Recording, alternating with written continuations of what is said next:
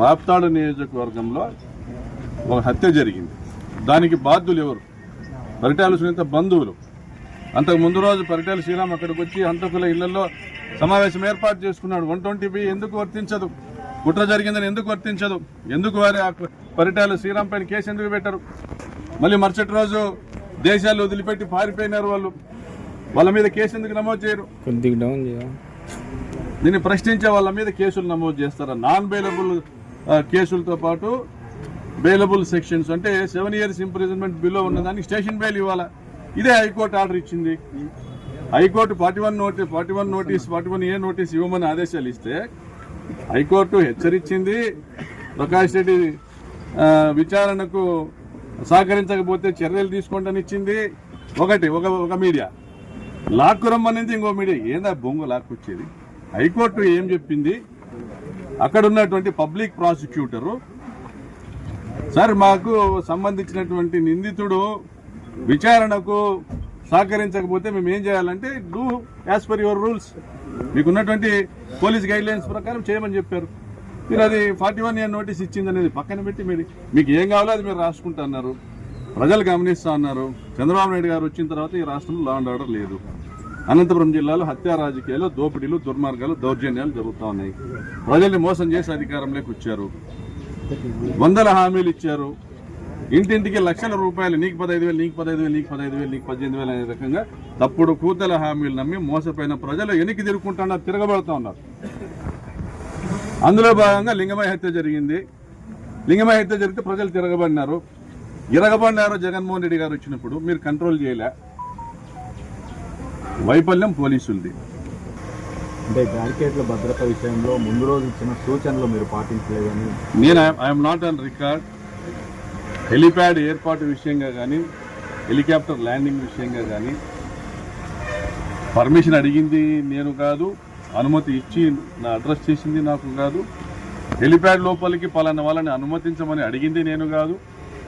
పోనీ హెలిప్యాడ్ నిర్మాణం జరుగుతూ ఉంది, దానికి సంబంధించినటువంటి ఏర్పాట్లు ఎలా ఉన్నాయి అని వచ్చి పర్యవేక్షణ ముందు రోజు కానీ అంత ముందు రోజు కానీ వచ్చి చేసింది నేను కాదు.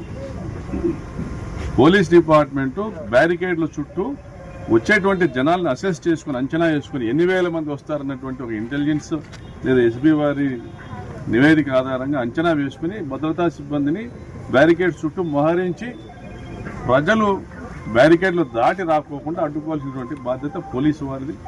వారి వైఫల్యాన్ని ఈరోజు ప్రజలు ఎత్తి చూపిస్తూ ఉండడంతో, ప్రతిపక్షాలు ఎత్తి చూపిస్తూ ఉండడంతో ఈ వైఫల్యం మాది కాదు, ప్రకాష్ రెడ్డిది.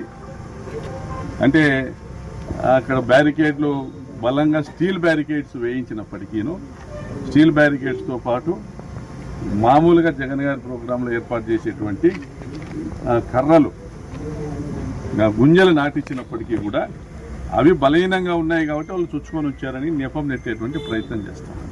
ఇది ఈరోజు ఈ జిల్లాలో ఉన్నటువంటి పోలీసుల దుస్థితి.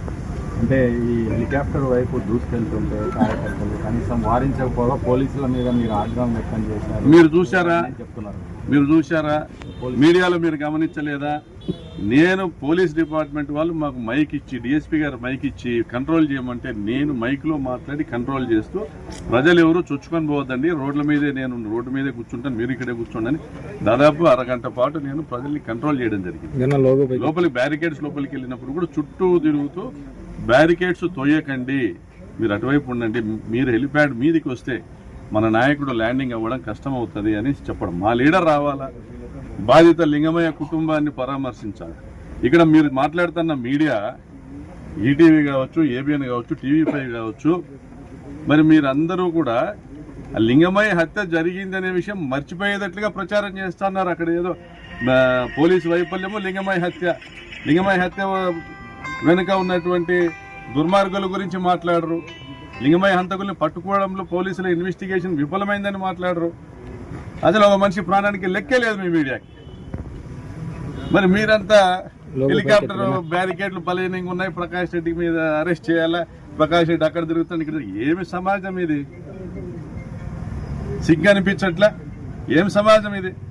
ఒక పేద రైతును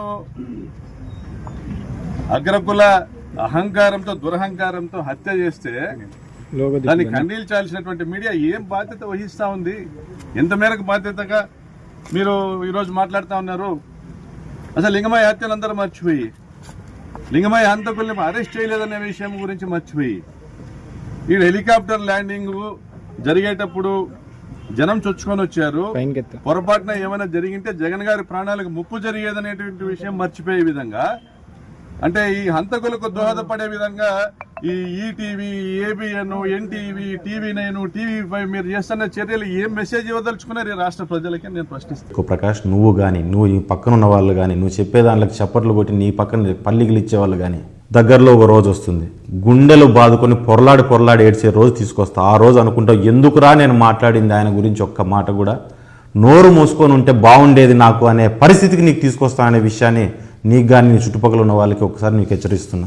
సో దీన్ని ఏదో కామెడీగా తీసుకొని ఏదో మాట్లాడుతున్నాం, భలే మాట్లాడుతున్నాం అనుకుంటున్నారేమో. దాని పరిణామాలు కూడా ఏ రకంగా ఉంటాయనే విషయాన్ని గుర్తుపెట్టుకోవాలి. ఒక మనిషి ఎదిగే కొద్దీ ఒదగాలి. దాంట్లో ముఖ్యంగా నువ్వు నమ్మవేమో కానీ ఒక విషయాన్ని నేను గట్టిగా నమ్ముతాము, కర్మ సిద్ధాంతం అంటారు. అంటే ఏ పని చేసినా దానికి రిటర్న్లో దాని ఎఫెక్ట్ కూడా రకంగా ఉంటుంది అనేసి. సో ఆ కర్మ సిద్ధాంతాన్ని నువ్వు నమ్మకపోవచ్చు, నేను నమ్ముతున్నా. ఖచ్చితంగా ఆ కర్మ అనేది ఒక్కసారి నీకు తగిలినప్పుడు పొరలాడి ఏడ్చాల్సిన పరిస్థితి నీకు వస్తుందనే విషయాన్ని నువ్వు గుర్తుపెట్టుకో. ఇప్పుడు నా తమ్ముడు గురించి రకరకాలుగా మాట్లాడావు.